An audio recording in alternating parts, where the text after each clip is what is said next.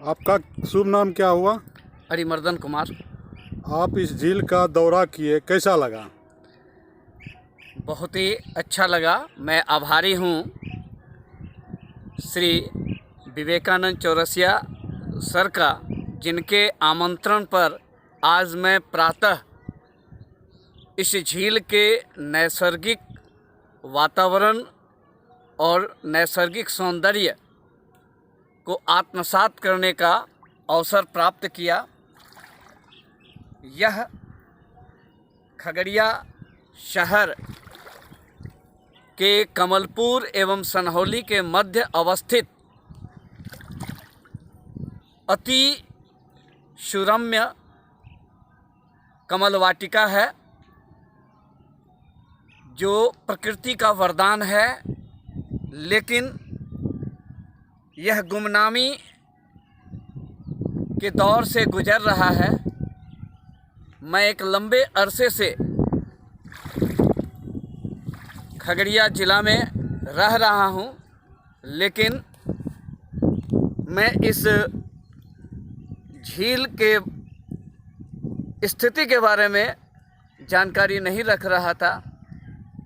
यह मेरे लिए दुर्भाग्य था। खगड़िया शहर के सभी लोगों को इस झील का आनंद उठाना चाहिए एवं विभिन्न विद्यालयों में, महाविद्यालयों में अध्ययनरत छात्र छात्राओं को भी इस झील का परिभ्रमण करते हुए अपने ज्ञान में अभिवृद्धि करनी चाहिए। किस प्रकार से जलीय पौधा, कमल एवं अन्य जलीय पौधों का विकास होता है, किस प्रकार से उसका लाइफ साइकिल चलता है। कम जल की स्थिति में कमल एवं अन्य जलीय पौधे उसका गहनता से स्वाध्याय करने का और उसके संदर्भ में जो जानकारियां हैं, वो जानकारी उन छात्र छात्राओं को प्राप्त होगा। साथ ही साथ इस झील के माध्यम से जो हमारे राज्य सरकार की जल जीवन हरियाली बहुउद्देशीय योजना है, उस योजना के संदर्भ में जल परिरक्षण एवं हरितिमा विस्तार का बहुत ही अनुपम संयोग यहाँ उपलब्ध है।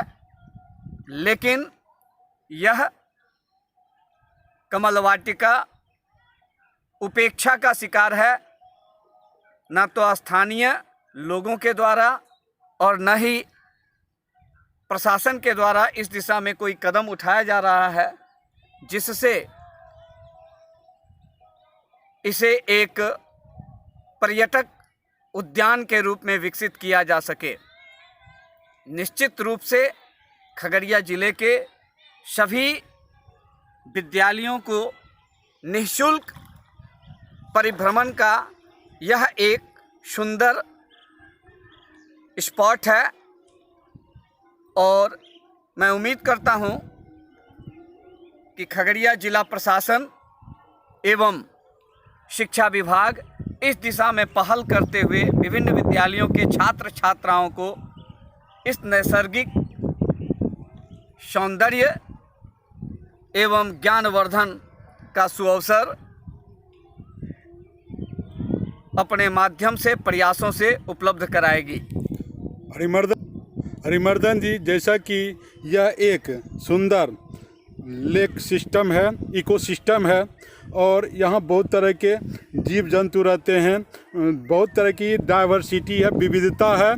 और इसका जो है स्टूडेंट लाइफ वाले बच्चों पर क्या असर पड़ेगा उसके अध्ययन से, इसके बारे में बताइए। क्या बायोलॉजी समझने में मदद मिलेगी? बिल्कुल ही। बायोलॉजी के अंतर्गत जो विभिन्न चैप्टर्स हैं, उन चैप्टर्स में इकोसिस्टम को बिल्कुल ही प्रायोगिक तौर पे देखने का उन्हें अवसर मिलेगा। किस प्रकार से इकोसिस्टम का विस्तार होता है, किस तरह से जलीय जीव, जलीय पौधे एवं भूगर्भ जल इसकी अभिवृद्धि में किस रूप से इसकी महती भूमिका है, यह अवसर बिल्कुल ही उन लोगों को अनुभूति करने का अवसर मिलेगा।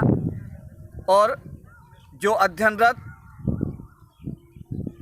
महाविद्यालय, माध्यमिक विद्यालय, मध्य विद्यालय के छात्र हैं, उनको और उनके ज्ञान की अभिवृद्धि में यह क्षेत्र बहुत ही एक सुलभ अवसर प्रदान करेगा। हरिमर्दन जी, जैसा कि यहाँ इंजीनियरिंग कॉलेज की मांग हो रही है, मेडिकल कॉलेज की मांग हो रही है, और हमारा सोचना है कि इस ज़िला को एक एग्रीकल्चर कॉलेज भी चाहिए, क्योंकि यह नदियों और झीलों का ज़िला है। तो अगर यह मांग हमारी सरकार पूरी कर दे तो क्या होगा?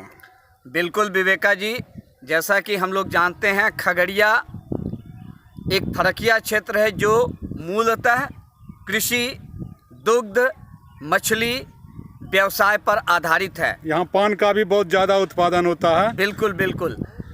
और इसलिए यदि यहाँ कृषि महाविद्यालय की स्थापना की जाती है तो यहाँ के छात्र उस ज्ञान की अभिवृद्धि करते हुए यहाँ के प्राकृतिक सौंदर्य से, प्राकृतिक संसाधनों की उपलब्धता से यहाँ और भी बेहतर रूप से वो क्रियान्वयन कर पाएंगे।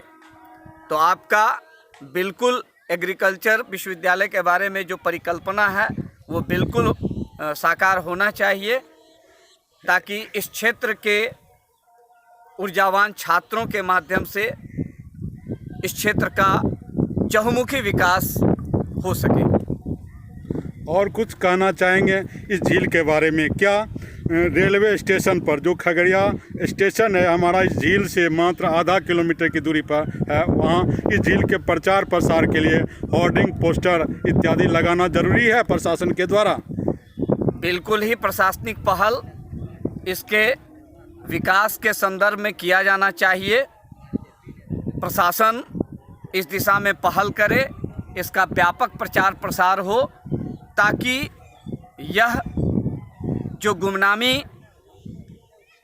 में लिप्त है, गुमनाम है, सभी लोगों के संज्ञान में आए और इस नैसर्गिक सौंदर्य का सभी लोग फ़ायदा उठा सकें।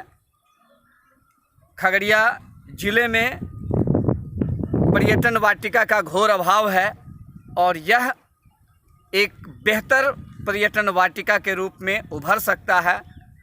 इसमें थोड़ी सी प्रशासनिक पहल से इसका सौंदर्यीकरण हो और यहाँ तक पहुँच पथ का निर्माण हो, लोगों में व्यापक प्रचार प्रसार हो, तो निश्चित तौर पे आने वाला भविष्य काफ़ी सुखद होगा और एक बेहतर स्पॉट लोगों के लिए उपलब्ध होगा।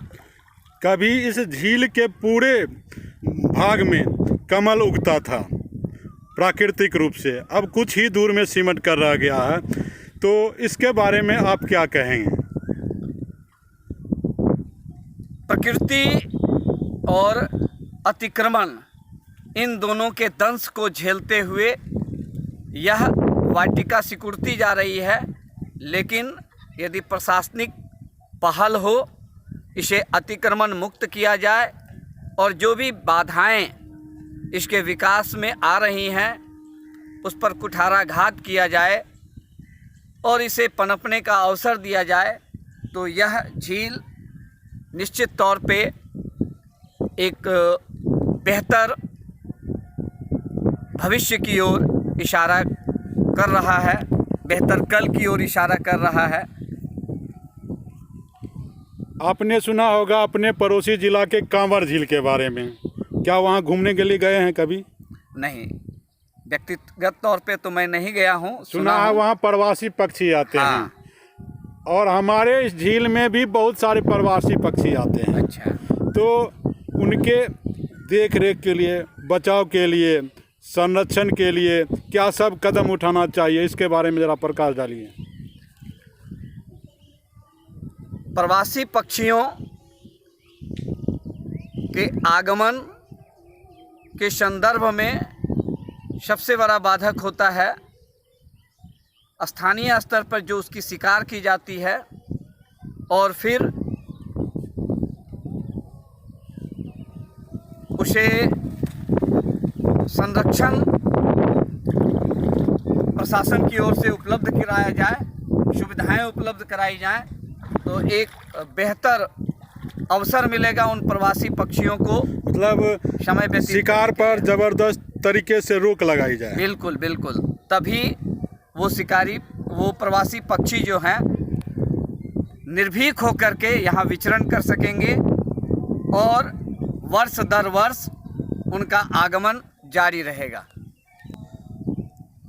क्या अगली बार जब आप इस झील में आएंगे तो अकेले आएंगे, या अपने फैमिली मेंबर के साथ आएंगे, या अपने कुछ साथी संगी के साथ आएंगे? निश्चित तौर पे यहाँ के दृश्य को देखकर मैं इतना अभिभूत हूँ कि मैं अभी अकेले आकर अपने आप को दोषी पा रहा हूँ। अपने कई साथियों और परिवार के अन्य सदस्यों के साथ इस रमणीक सौंदर्य अवलोकन हेतु इस झील में मैं बार बार आऊँगा। स्वर्ग से सुंदर, सपनों से प्यारा यह झील बरबस यहाँ आने वाले लोगों का मन मोह लेती है, और ऐसा लगता है कि स्वर्ग की परियां अब इस झील में उतरने ही वाली है, ऐसा हमें लगता है। क्या मेरा आइडिया आपको कैसा लगा? बिल्कुल बिल्कुल सटीक शब्दावली है आपकी, और यहाँ आने के बाद यहाँ से जाने की इच्छा ही नहीं होती है। इस गर्मी के मौसम में भी इतना मन तृप्त हो रहा है, नयन तृप्त हो रहे हैं, हृदय तृप्त हो रहा है, और हर दृष्टिकोण से यह पवित्र सुरम्य वाटिका है, यह बार बार भ्रमण योग्य है। तो लाजमी है इस झील के देख रेख और संरक्षण पर ध्यान दिया जाए। बिल्कुल, सरकार बिल्कुल। से यह अपेक्षा की जाए बिल्कुल कि अब तक यह जो झील उपेक्षित रहा है, इसको अपेक्षित किया जाए। बिल्कुल, जहाँ तक होगा हम लोग इस वीडियो के माध्यम से अपनी आवाज़ और इसकी गुमनामी को दूर करने का प्रयास करेंगे। जिला प्रशासन से अनुरोध होगा कि वो यहाँ पहुँचें, और उनके पास जो उपलब्ध संसाधन हैं, जैसा कि नीति आयोग के द्वारा खगड़िया जिला को इस बार एक बेहतर उपलब्धि प्राप्त हुई है, उन राशि से इसके सौंदर्यीकरण की दिशा में आशा और उम्मीद करते हैं कि जिला पदाधिकारी महोदय निश्चित तौर पे कुछ निर्णय लेंगे और इसका चहुमुखी विकास कर खगड़िया के लोगों को एक अमूल्य उपहार देंगे। अमूल्य उपहार देंगे। धन्यवाद।